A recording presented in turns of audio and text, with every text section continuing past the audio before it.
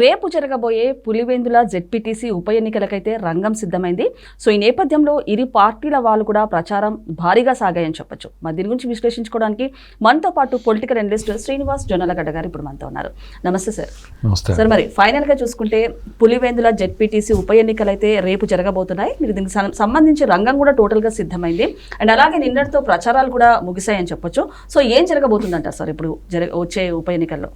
ఇంతకుముందు కూడా వేరే వీడియోలో చెప్పారండి, ఎన్నిక ఎలక్షన్స్ వరకు అది చాలా చిన్నది, దాని ఫలితం మాత్రం పెద్దది, దాని వల్ల తగిలే దెబ్బ కూడా పెద్దది ఎవరికి తగిలినా కూడా అని చెప్పడం జరిగింది. సో ఇది ఒక రకంగా చెప్పాలంటే ఒక యుద్ధ వాతావరణాన్ని తీసుకొచ్చింది ఆ చిన్న ఎన్నిక కూడా.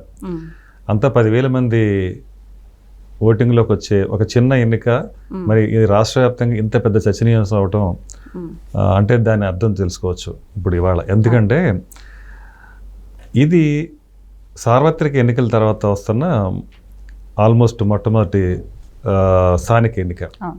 అది కూడా అక్కడ అంతకుముందు జెడ్పీటీసీ ఎవరైతే అంతకుముందు వైసీపీ అతను అదే ప్లేస్లో ఇప్పుడు మళ్ళీ అంటే వాళ్ళే అధికారంలో ఉన్నది గతంలో కూడా. అది ఖాళీ అయిన సందర్భంలో ఇప్పుడు పడుతున్న పోటీలో ఎవరు నెగ్గుతారనేది ఒక ఉత్కంఠభరితమైన సన్నివేశం ఇప్పుడు.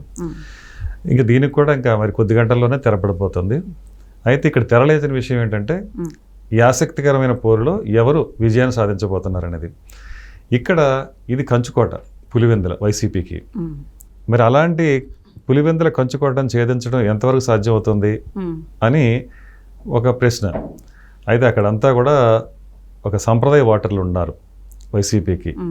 రిజనపేటలో కానివ్వండి, మిగతా దిగువ శ్రేణి వర్గాల్లో కానివ్వండి, ఎప్పటి నుంచో రాజశేఖర రెడ్డి వాళ్ళ హయాం నుంచి ఉన్న ఏదైతే ఓటు బ్యాంక్ ఉందో అది అలా ఇప్పటికీ కంటిన్యూ అవుతున్న సందర్భం కాబట్టి ఇప్పటికి కూడా వాళ్ళకి అది కంచుకోటగానే ఉంటుంది. మరి అలాంటి కంచుకోటను ఛేదించడానికి అన్ని వ్యూహాలు రచించుకుని బీటెక్ రవి గారు ఆయన సర్వశక్తులు వడ్డీ పోరాడుతున్నారు. ఒక రకంగా చెప్పిన ఒంటరి పోరాటం చేస్తున్నారు అనాలి. ఎందుకంటే ఎక్కడ కూడా టీడీపీ కేడర్ కానీ కూటమి సంబంధించిన వాళ్ళు కానీ మంత్రుల స్థాయి వాళ్ళు ఇలాంటి వాళ్ళు ఎవరు అక్కడికి వచ్చి ఎన్నికల్లో పాల్గొన్న సందర్భం లేదు. అంటే దాని మీద అంత దృష్టి పెట్టకూడదని ఒక వ్యూహాత్మక నిర్ణయం తీసుకున్నట్టుగా ఉంది. ఆ విధంగా పూర్తి స్వేచ్ఛతో బీటెక్ రవి గారిని అక్కడ తన పని తాను చేసుకునే విధంగా టీడీపీ ఒక రకంగా ముందు నిలబెట్టింది.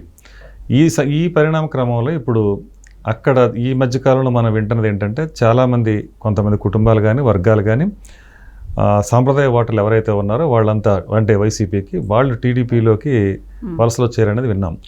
ఇది కొంత ప్రభావం చూపిస్తూ ఉంటుంది. అలాగే ఇక్కడ డబ్బు అలాగే మద్యం అనేది ఈ ప్రజాస్వామ్యంలో అంటే ఆ రెండూ లేకుండా ప్రజాస్వామ్యం లేని పరిస్థితి ఇది ఈ భారతదేశంలో ఉన్నాం మనం. మరి ఇలాంటి పరిస్థితుల్లో మరి మద్యం అలాగే డబ్బు అనేది ఏర్లై ప్రవహిస్తుందని అంటున్నారు. అటు ఇటు కూడా 5,000 నుంచి 10,000 దాకా అనేది ఏదో రకరకాల ఊహాగానాలు మాట్లాడుతున్నారు. ఇది అంటే దగ్గర పడే కొద్దీ ఇంకా ఇది ఇంకా పెరుగుతుంది. అంటే ఎవరు ఎంత పోటీ పడిస్తారు అనేది కూడా అంటే ఎలక్షన్స్ మీద ఒక రకంగా ప్రభావితం చూపించేది. అలాంటి సందర్భంలో ఇప్పుడు అటు ఇటు కూడా హోరాహోరీ అన్నట్టుంది.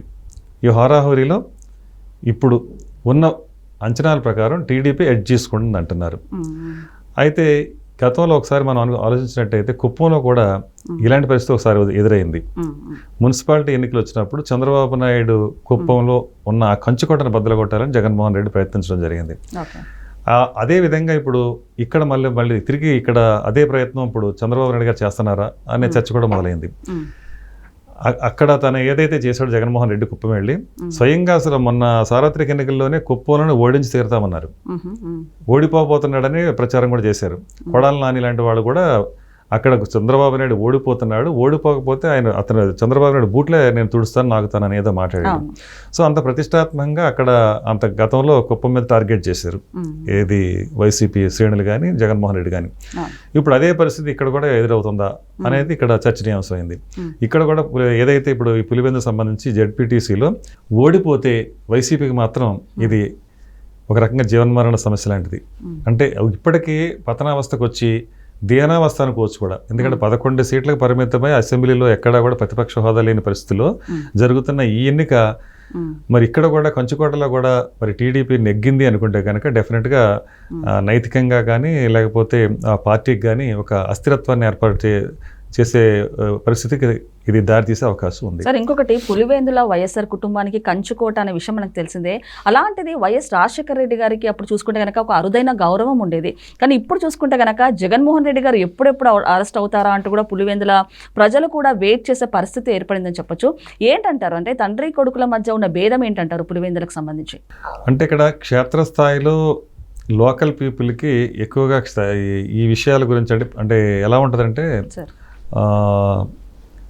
అంటే ఇక్కడ లోకల్ ఎన్నికలు అనేటప్పటికల్లా అక్కడున్న పరిస్థితుల మీదే వాళ్ళకి ఎక్కువగా రెస్పాండ్ అవుతారు. అంటే అక్కడ అంటే మొదటి నుంచి సాంప్రదాయ ఓటర్లు ఎవరైతే ఉన్నారో వాళ్ళు అక్కడ అభివృద్ధితో కానీ, లేకపోతే ఆ ప్రభుత్వ అధికారులు ఉందని కానీ, లేకపోతే వీళ్ళు ప్రతిపక్షంలో ఉన్నారు కానీ, ఇలాంటి పెద్దగా లెక్కలోకి తీసుకోరు. అక్కడ వాళ్ళ ఎమోషన్స్, అక్కడ వాళ్ళుండే ప్రాంతంలో ఉండే వాళ్ళ సమస్యలు అవే ప్రభావితం చేస్తాయి.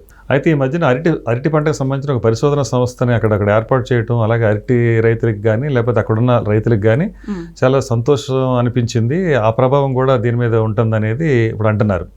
అదేవిధంగా ఇప్పుడు ప్రభుత్వం వచ్చిన తర్వాత, ఏర్పడిన తర్వాత కూటమి ప్రభుత్వం తెలుగుదేశం ఈ సంవత్సర కాలంలో ఎంతో అభివృద్ధిని చూడటం కూడా జరిగిందని అంటున్నారు. ఇదంతా ఒక ఎత్తు అయితే, మీరు అన్నట్టు గతంలో రాజశేఖర రెడ్డి చరిష్మా ఉన్నప్పుడు రాజశేఖర రెడ్డి అభిమానులుగా ఉన్న కేడర్ ఏదైతే ఉందో వాళ్ళంతా మరి ఇప్పుడు ఎందుకు మరి జగన్మోహన్ రెడ్డిని వ్యతిరేకిస్తున్నారన్న దానికి, గతంలో రాజశేఖర రెడ్డి గారి పరిపాలన ఎలాగుందో చూసిన వాళ్ళు ఆ విధంగానే జగన్మోహన్ రెడ్డి పరిపాలన కూడా ఉంటుందని ఆశించారు, ఓటేశారు, గెలిపించారు. అయితే అలా లేకపోయేటప్పటికల్లా వాళ్ళలో ఒక అసంతృప్తి అయితే వచ్చింది. సో అది ఆ విధంగా మనకు కనిపించింది కూడా మొన్న జరిగిన ఎన్నికల్లో.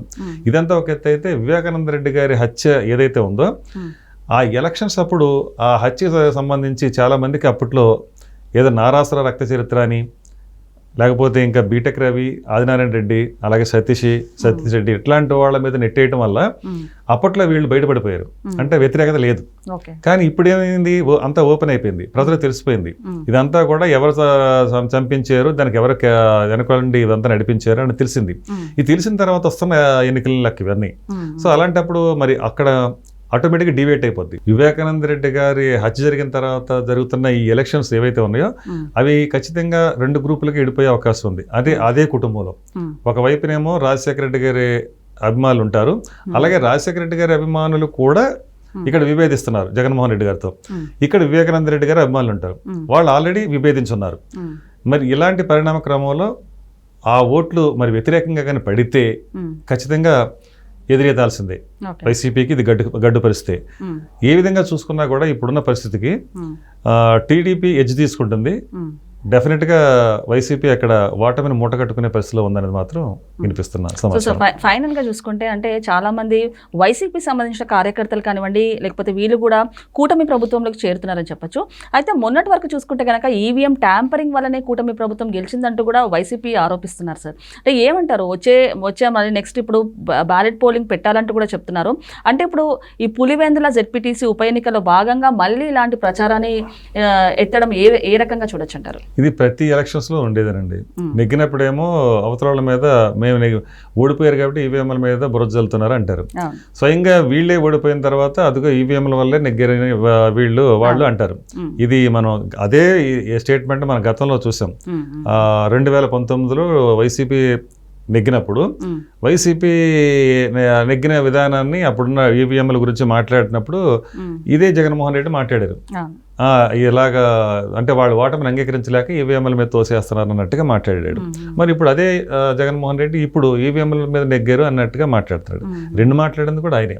అందువల్ల దీనికి ఏ విలువ లేదు. Okay sir, thank you.